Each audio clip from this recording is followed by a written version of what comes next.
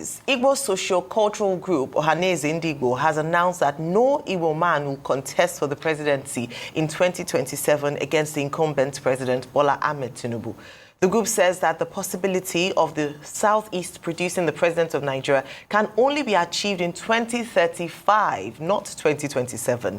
In a statement signed by the Deputy President General of the Ohanaeze Ndigbo faction, Okechukwu Isiguzoro, and the national spokesman, Thompson Ohia, they revealed that the decision was taken at a crucial meeting with Southeast political leaders, in which they resolved that no Igbo man will contest presidency in 2027, signaling the rejection of a one-term bid.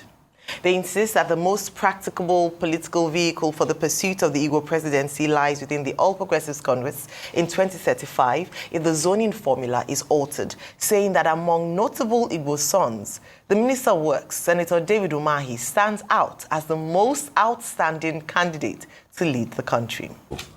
Please, any Igbo man that wants to run for presidency, go ahead and run. Do not listen to Ohanaeze Ndigbo. It is clear, it is certain that socio-political groups are fast losing their relevance. We had our own tiff between factions of Afenifere on who to endorse in the last elections. Till today, that tiff is still on, although some of them say they are trying to reconcile. Socio-political groups cannot hold the ace of anybody's ambition. The analogy that the surest path to presidency will be waiting till 2035 is their own agenda. And you have seen clearly, they put somebody, mention the name in their own agenda, which is Umahi. So that's the Ohanaeze Ndigbo's Umahi's agenda. It's different from the free rights you have as enshrined in the Constitution. No socio-political group can tell you your faith. That's just it. But I'm not surprised. A women's wing of Ohanaeze, I think, tilted towards Atiku in the last election.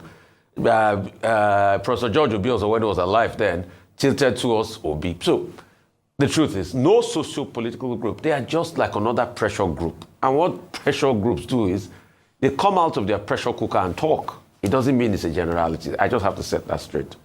Secondly, about Atiku Abubakar, yes, he has a right to run. Everybody will compete effectively in the field, and we'll see who will emerge. Because there have been indications that he will not run, he should not run. I'm not going to stop anybody's right to run. But I'm also going to say some things this morning. Number one, we have to say it the way it is.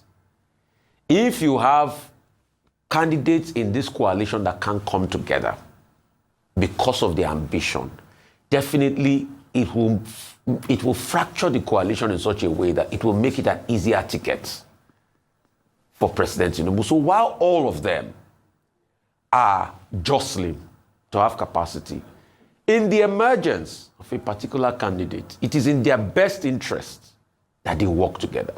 If they don't work together, they make it easier. And that's just it.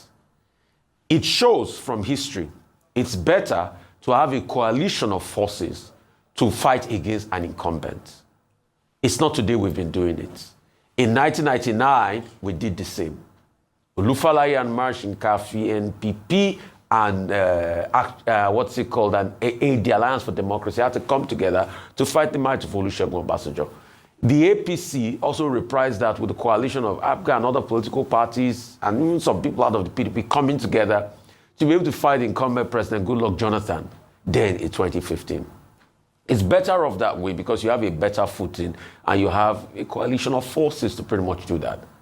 But in the case where there's an emergence of a candidate from the coalition and there's a division, it makes it easier for President Tinubu. And trust me, President Tinubu will not sit down and allow you come together. He doesn't even want it in the first place because he's a politician and he also wants to win.